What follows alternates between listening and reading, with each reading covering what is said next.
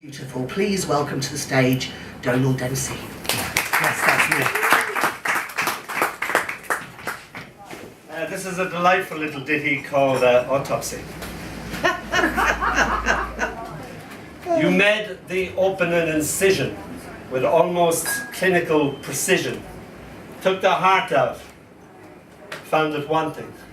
Took the top off the head, removed the mind. What exactly was it you expected to find? I looked at you with sad eyes that said, it wouldn't have hurt half as much if you'd only waited till I was dead. Thank you. This is a little haiku, it's got no title. I was looking after a little lady and she'd kept her room like a 1940s parlour. It was like something you'd go into Hackney Museum or something like that, and they'd represent a 1940. And this is what I said. She was still closing the door, and I came in, and her perfect little 1940 world was there. It goes like this. Woof, woof, said the dog. Meow, meow, said the cat. Shut the fuck up, said the parrot. Yes! You've broken the fuck thing. As you know, it is International Women's Day today. So this is about me mum. My mum and I had the same sort of humour. We were always playing practical jokes on each other, doing terrible things to each other. And when I was 12, she asked me to put everything in the hall up in the attic.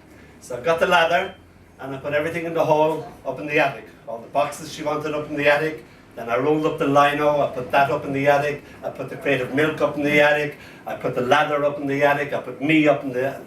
And I said, right, everything's up in the attic. And she said, yeah. So, this is another instance of me and my mother. It's called Crazy Canary Yellow, in memory of my mother, Ita.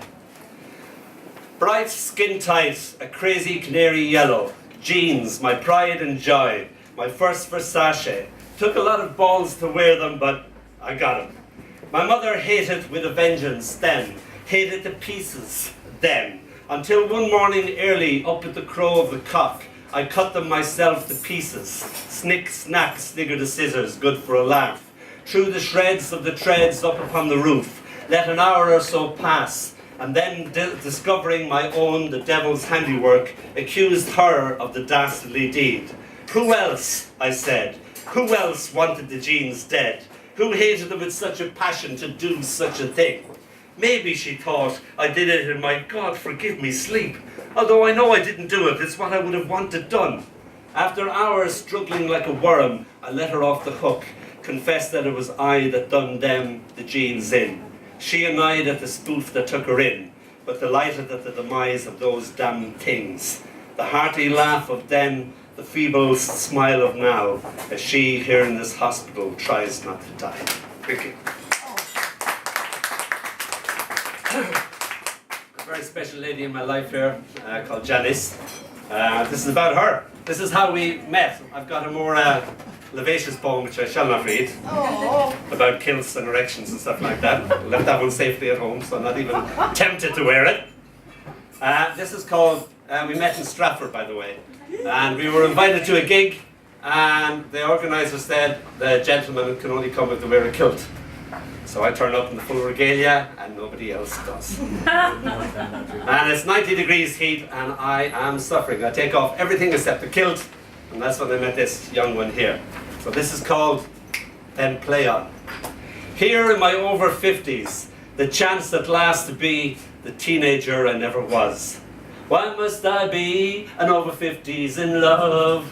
Here love mocks me. Well, go on then.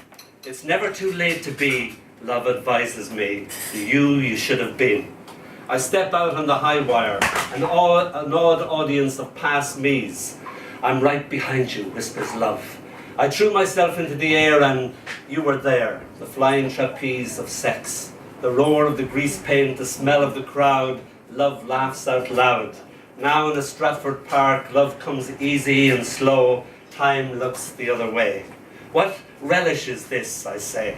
How runs the stream, you say? Shakespeare and summer gives us their blessings. Thank you.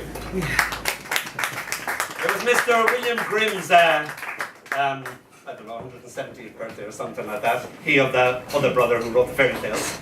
So on his birthday I wrote him a poem called An Unfairy Story. Whilst fretfully she sleeps, Frog Prince kisses the princess, turning her into a beautiful frog. Yes, and well they lived, happy ever after as water in the bottom of a deep, deep well.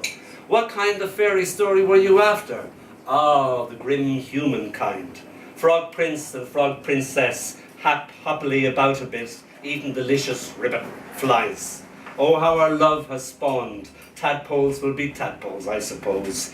Now it's time for us to croak it, remembering our happy once upon a times. Thank you. This is from, the title is stolen from a very not well-known song called Like a Rolling Stone. It's called As You Stare Into the Vacuum of His Eyes. That's the line, nobody remembers from that, but I like that line a lot. So, as you stare into the vacuum of his eyes, some stones are having a chat. Shh, here's a human. The human stares, the stones remain stum. The human reaches for one of them, then skims it across the lake. Woo-wee-hee, screams the stone, but no one hears. The human has been and gone, the stone's stunned into silence. I wish you'd chosen me, the fat stone says. I always wanted to travel. Bottom of the lake, a stone chats to the fishes, misses the stones he knew. Finished with this one? Yeah. This is called Time for Tea. We're looking at a picture in the Tate of all these sort of very African ancestry type myths, spirits coming out of a picture. I wrote this. Time for tea. Hi, said the ancestors, knocking on my door. They were late by a couple of thousand years or more. We're no one that you know, we're from the long, long ago. They spoke in a voice made of silence. We made you up, so to speak, and we just thought we would come and see you for ourselves. One had a singing bird trapped in her chest, just like my mother. Another had an exploding dandelion heart, just like the Da. Some were pure myth, true and true, some untouched by time. They were made up of all the bits and pieces of the me recognized as I. So this is how I had come to be. Sit down, I said. I'll put on the tea. Thank you. Yay! Called Keeping Up with the Times. Death in the back of a cab, having a fag. Death knows he'll have to give up the fags, but it's a dirty job and... Here, guess who I had in my cab? That death bloke. Where to, I asked. To hell and back.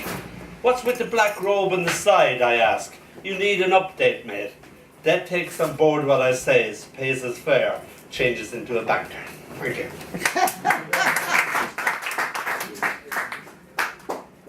This is a poem called When They Made You, They Broke the Mould.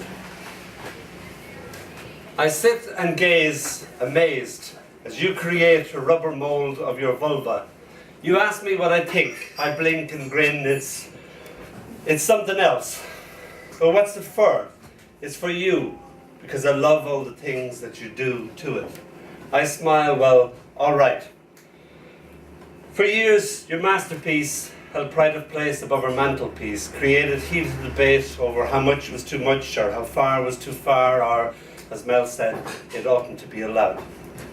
People were often affronted, but you, being you as was your wont, proudly declared, I am not ashamed of my cunt. It always made me smile. Years later we broke up and it ended up in an attic, neatly packaged and covered with dried wild flowers. I wrote and asked if you wanted your vulva back. You replied, oh yes please, in big bold capital letters. And so, like a Rosetta Stone, it was returned to its original owner with a little note attached that simply said, thank you for the gift of this and for loaning it to me for all these years. It was greatly loved and greatly missed, and sealed with love and a single kiss. Thank you. This is about my reaction when I was 12 and I saw my first Jean Cocteau film, very sort of the poetry in motion. And I never forgot that. So this is a homage to Jacques Cocteau. It's called Life is a Horizontal Fall.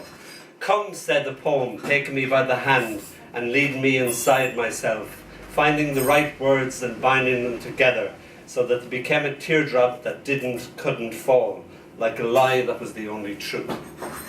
And I'll finish with a little poem called Thank You. This is a poem called Thank You. He called me a cunt. Oi! You're a cunt. I thanked them for the compliment. Couldn't conceive of anything more beautiful to be. Thank you. Yay!